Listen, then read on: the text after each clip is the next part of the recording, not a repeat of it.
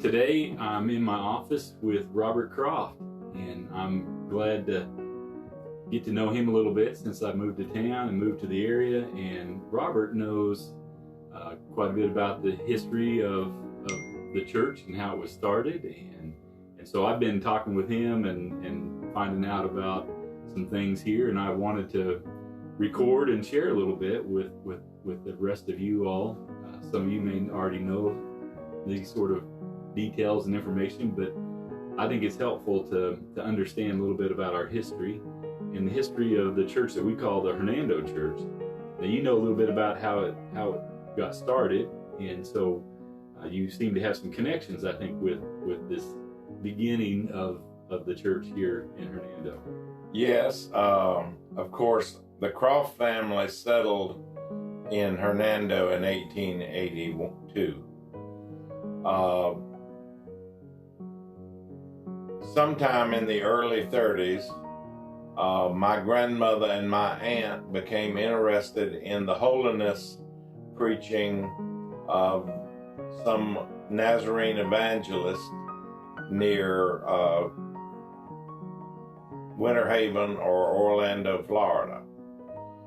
They also, at about the same time, joined the Church of the Nazarene in Spar, Florida, which is the north of Ocala. But my grandmother was not just satisfied with trying to go there to church because of the distance. She wanted to have a church here in Hernando that her family could attend. As a result of that thinking, they had a tent meeting in downtown Hernando. I think it lasted 2 weeks, and several of the family members were converted. Of course, at that time, which was in the depths of the Depression, there was not many other families here than the Croft family and a few other ones. They first started meeting in a little tiny wooden structure called the box, and began the construction of the church which we know as the Rock Church. It was made from rocks that had come from phosphate mines that were not usable for shipping as product. Mm-hmm. My uncle Fred Spooner and Clyde Alexander, who was a black man that was the teenage boy at the time, were ones of the main ones that laid the stone for the church. Wow. So the Rock Church, I've seen some pictures of that around here. So the Rock Church also, was that the church that had the bell placed in it as well? Yes, the bell, which now is situated south of our main structure here, that was purchased from the fire department of Dunellen in 1937, which might coincide with the completion of the Rock Church. I don't know that, but the ladies of the church bought that bell for $25, which was a considerable amount of money in 1937, considering that a man's wages at that time in this area were $1 a day. Wow.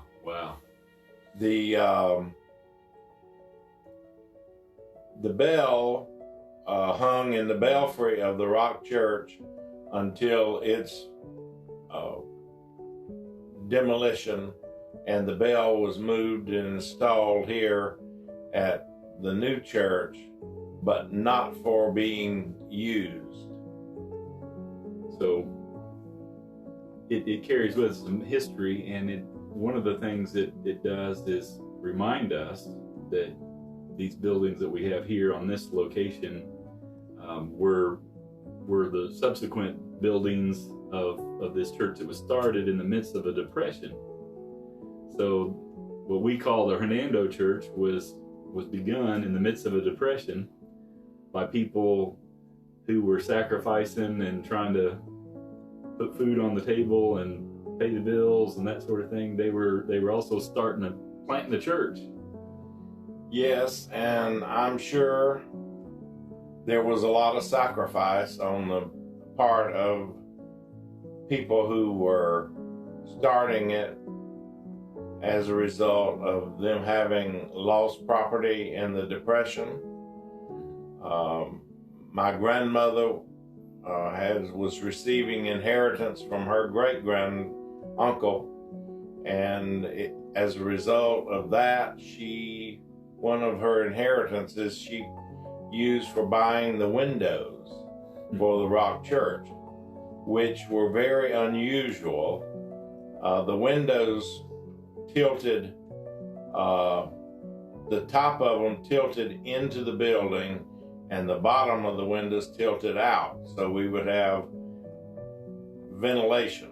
That was before we had air conditioning or central heating. Yeah. So when I think about sacrifice, and I think about reading in history and hearing about stories of people who had an ability to look forward, to look beyond themselves, Jesus talks about this principle. We see it in the scriptures from the beginning all the way to the end about sowing and reaping and giving up something for somebody you might not even know down the road even. And so people like your grandmother, that's what they were doing, is investing, obviously not just for herself but also for her family that she had in mind. And coming from a farming and agricultural background, and of course the Bible is largely based on people who were very familiar with agricultural practices. And I plant a garden, and you plant seed, and the Bible talks about the seed goes into the ground and essentially it's dying, and it brings forth life. And that's the same way with us. We have to sow into the lives of other people, whether it's in the church or whether it is our friends, our family, and particularly into people that we do not know very well. It's people who God places in our path, that we sow into that in the future there will be a harvest. And that is the very same thing with my grandparents, my parents, other people that have passed this way. They gave into this ministry in the Church of the Nazarene here in Hernando, that souls would be saved and lives would be changed for the for the future. And that's what has happened here. When you talk about a church, the Rock Church, most of the time there'd be 25 of us, and there might be 2 or 3 or 4 that weren't family members. But my grandmother had the saying, well, if we don't have anybody else, we'll raise our own, meaning the women would have children. Yeah. And that's all part of that passing along the faith through the family, and that's, Jesus talks about that. I've had conversation with you, and you brought up red letter. You mentioned red letter scriptures, and what do you mean by that when you say red letter? In the past few years, I have become acquainted with this concept of red letter Christianity. And most of us have had Bibles that had red letter edition. That would mean the words of Christ would be printed in red. And when you go back and look at that, it tells us what Jesus is actually telling us to do. And it gets right to the heart of Christianity, of us being followers of Christ. Take care of the widows, the orphans, visit those in prison, the person that is sick, or as the man on the Jericho Road. The church hierarchy, they walked on the other side. They didn't even want to be close to him. And it was a stranger from, I think, Samaria that stopped, bound up the man's wounds, took him to, if you want to call it, a hotel, and said to the hotel owner, you take care of him and I'll pay for the bill. And that is what we need to be doing. We need to be doing what Christ told us to do. Not a lot of this other stuff that we've added on to what we think was Christianity. But red letter Christianity goes to the actual source of Christianity, of being a Christ follower. Yeah. So boil it down, all the activities that we're involved in. Let's kind of not forget some of the main thing, right? One thing I have to say is there are many people on the fringes of the church that we can have an influence with. There may be young people, teenagers that are in our group or in our fringe area. They may need to have a helping hand because they don't come from our kind of families, if you want to call it that. Some of them may need just to work a few hours a week on Saturday to make a little money, help them have nicer clothes. And those of us who can do this, give them a job for a few hours, or be kind to people. That's what we need to be doing. And we make a difference in lives that we have no idea what the fruit will be and what their lives will be in the future.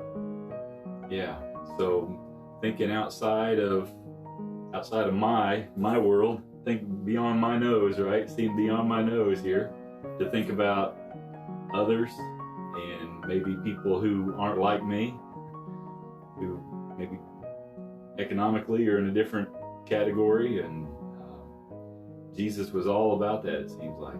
He seems to make a big priority about that. Jesus, he was a rebel. Most of us in the church today, we don't even consider that Jesus was a rebel, but he was, because he went against everything that the established religion said was proper at that time. From whether he was eating with tax collectors and all of those, that various aspect is that Jesus was not satisfied with the status quo.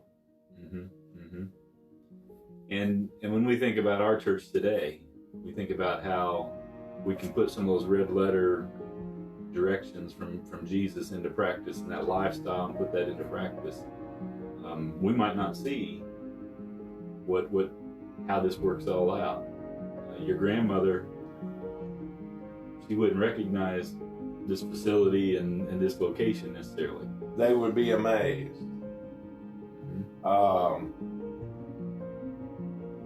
In the Bible, it talks about that we're encompassed by a great cloud of witnesses of these saints probably that have gone before, and they're cheering us on.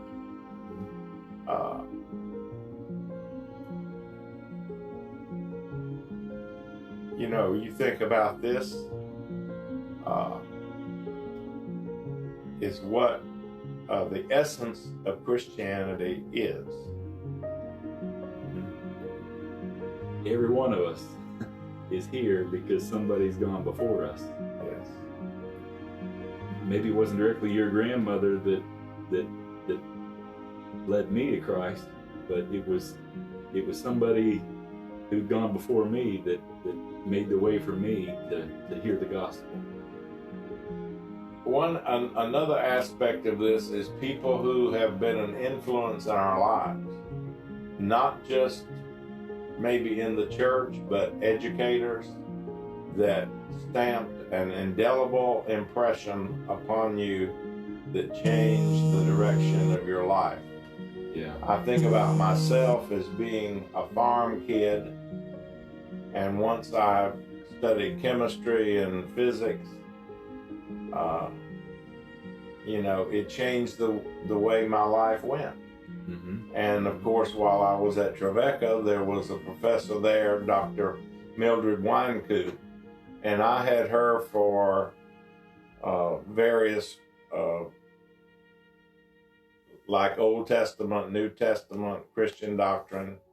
And the more I think about her thinking has influenced my Christianity today. And of course, she wrote many books, Mm-hmm. or several books, and has had a big influence on many people worldwide. Yeah. Myself included. And that's what Jesus was teaching us to do, to continually be sowing in the lives of other people around us, sowing in the lives of people that we might not even ever meet. And we don't do this intentionally. We do it as an outflow of who we are. Mm-hmm. If we do it intentionally, you might say, well, this makes me a better person. That has to do with spiritual pride. Mm-hmm. And we need to guard against that. The Pharisees were pretty good about doing some outward stuff, and Jesus wasn't impressed. No. But this does need to be a natural outflow, right? Yes. It's who you are flowing out from what has happened inside of you, Mm-hmm. From your past experience, Mm-hmm. from what God has done for you. Yeah. Jesus was attractive to the people. Everywhere he went, people were drawn to him. And he was giving. I mean, when you think about,